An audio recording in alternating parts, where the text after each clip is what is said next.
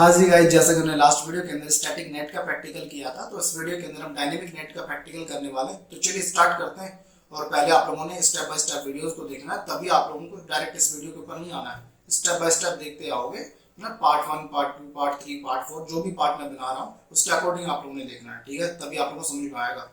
तो अब मैं यहाँ पे डायनेमिक नेट यहाँ पे कॉन्फ़िगर करने जा रहा हूँ। तो अब डायनेमिक नेट कहाँ पे कॉन्फ़िगर करेंगे? फॉर एग्जांपल, जैसा कि लास्ट वीडियो के अंदर मैंने लिया था, मैंने ये टोपोलॉजी जो आप लोगों को स्क्रीन के ऊपर दिखाई दे रही है, सबसे पहले मैंने यहाँ पे आईपी एड्रेसेस ऑलरेडी मैं कॉन्फ़िगर कर चुका हूँ, देन इनके बीच में कनेक्शन भी मैं ऑलरेडी बना चुका हूँ।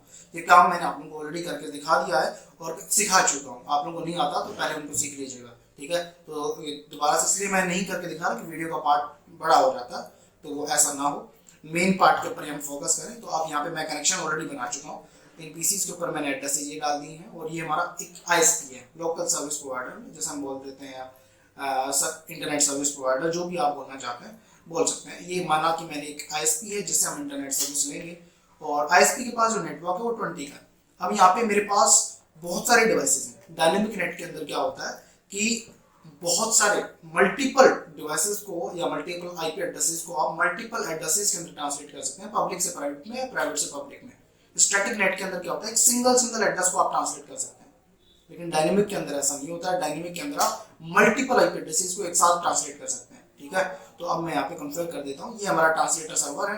तो अब मैं यहाँ पे जाता हूँ, तो कॉन्फ़िगरेशन मोड के ऊपर जाने के बाद यहाँ पे मैं सबसे पहले आप लोगों ने क्या करना है, एक्सेस लिस्ट एक साथ सेलेक्ट करने जाएंगे। तो एक्सेस लिस्ट में यहाँ पे 10 ले लेता हूँ। कुछ भी नंबर आप वहाँ पे ले सकते हैं, तो 10, 20, 30, 40 जो भी आप लेना चाहें वो ले सकते हैं।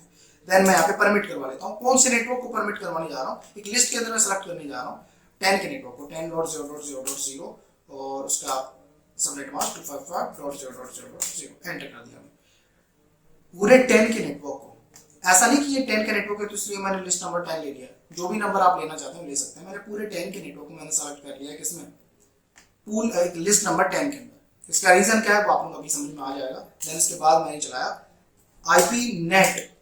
अब यहाँ पे आईपी नेट मैं किसका यूज करूंगा, पूल का यूज करूंगा। किसका, पूल का।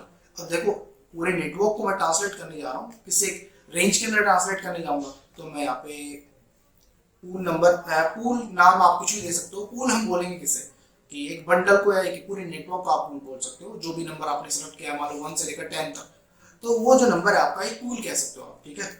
तो अब यहाँ पे मैं पूल नेम देता हूँ, जिसमें मैंने करोड़ डाल दिया, ओके। देन इसके बाद मैं क्वेश्चन मार्क लगाता हूँ। अब ये स्टार्ट आईपी पूछ रहा है कि आप इन पूरे नेटवर्क को, मतलब लिस्ट नंबर 10 को आप कहाँ से लेकर कहाँ तक ट्रांसलेट करना चाहते हैं। तो बस आप लोगों ने देखते जाना, आप लोगों को समझ में आ जाएगा। तो मैं यहाँ पे मैं ट्रांसलेट करना चाहता हूँ 20.10 से लेकर 20.20। देन इसका नेट मास्क, मतलब जो नेटवर्क हमने लिया है यहाँ पे, ये वाला नेटवर्क 10.1 और 2 तो मैंने दे रखा है, लेकिन मैंने जो रेंज सेलेक्ट किया है वो कौन सी सेलेक्ट किया है कि कहाँ से लेकर कहाँ तक ट्रांसलेट होंगे। 10.10 से ट्रांसलेट होना स्टार्ट होंगे और कहाँ तक, लास्ट 20 तक, ओके।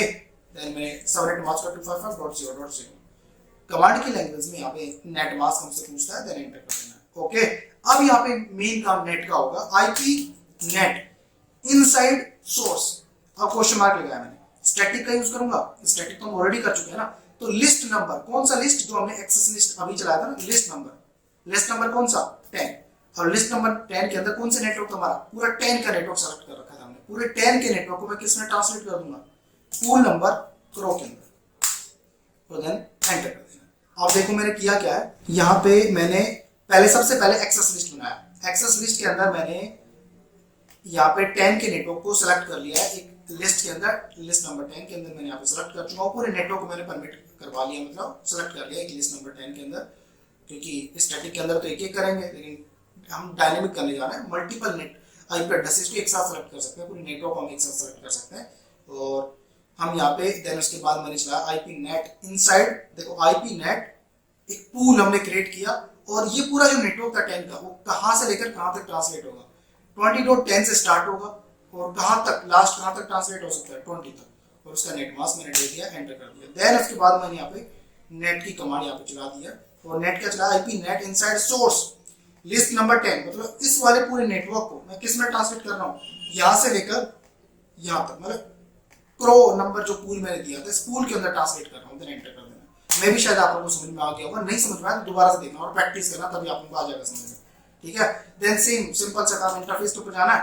इंटरफेस के ऊपर जाने के बाद गीगाबाइट 0/0 आप लोगों ने सेलेक्ट करना है। और ये हमारा नेटवर्क जो है ये मेरा इनसाइड नेटवर्क होगा या आउटसाइड नेटवर्क होगा? इनसाइड नेटवर्क होगा ना, तो यहाँ पे मैं क्या करूंगा, आईपी नेट इनसाइड, जहां पे हम आईपीस को ट्रांसलेट करवा रहे हैं वो हमारा इनसाइड नेटवर्क होगा। एंटर कर देना, एग्जिट करके मैं बाहर आ जाता हूं। इंटरफेस गीगाबाइट 0/1, जहां से हम आईपीस को ले रहे हैं वो मेरा आउटसाइड नेटवर्क होगा, आईपी नेट आउटसाइड। एंटर कर देना और एग्जिट करके मैं बाहर आ जाऊंगा। तो ये थी डायनेमिक नेट की कॉन्फ़िगरेशंस। आप लोगों ने नोट डाउन कर लेना है कमांड्स को।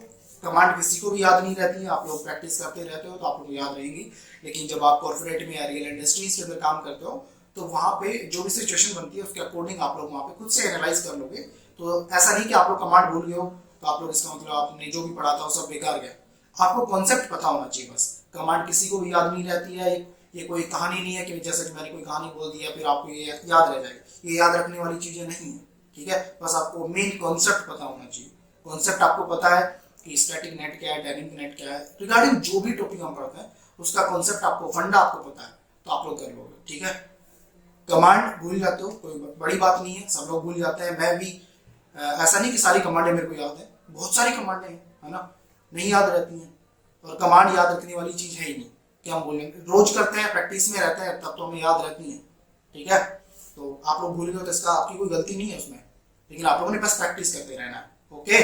तो मैं भी शायद आप लोग अच्छे से समझ गए होंगे। और नेक्स्ट वीडियो के अंदर हम पैट का प्रैक्टिकल करेंगे, पोर्ट एड्रेस ट्रांसलेशन का। वो भी बहुत सिंपल है, सेम एग्जैक्ट इसकी तरह ही काम करता है।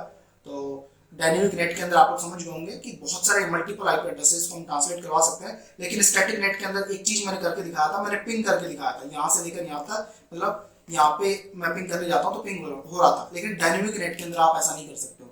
अब आपको नहीं पता कि कौन से डिवाइस को कौन सा एड्रेस मिल गया, इस वजह से आप पिंग नहीं कर पाओगे, ठीक है। लेकिन आईएसपी ने मान लो कॉन्टेक्ट करना है इस पर्सन को, तो उसके लोकल एड्रेस के ऊपर पहुंचेगा, ना कि पब्लिक एड्रेस के ऊपर। अब वो पब्लिक एड्रेस पता नहीं कौन सी सिस्टम को मिला हुआ है, राइट। तो इस वजह से आप नहीं पता कर पाओगे कि आप कहते हो भाई 20.10 से लेकर और 20.10 तक, 20.10 से लेकर और 20.20 तक मैंने ट्रांसलेट करवाया, तो यहाँ पे पिंग करके दिखाओ ये ट्रांसलेट हुआ कि नहीं हुआ। स्टैटिक नेट के अंदर तो पिंग कर जाता है, हमें पता होता है कि भाई मैंने ये जो एड्रेस था, एक पर्टिकुलर एड्रेस इसी एड्रेस के अंदर ट्रांसलेट करवाया था, तब वो पिंग कर रहा था। लेकिन डायनेमिक नेट के अंदर ऐसा नहीं होता, हमने फिक्स नहीं किया कि सिस्टम के ऊपर वही एड्रेस मिलेगा, ठीक है। इस वजह से हम पिंग नहीं कर पाते हैं। तो मैं भी शायद आप लोग ये समझ गए होंगे। तो इस वीडियो के लिए इतना ही, मिलते हैं फिर एक नए वीडियो में, जब तक के लिए बाय, टेक केयर।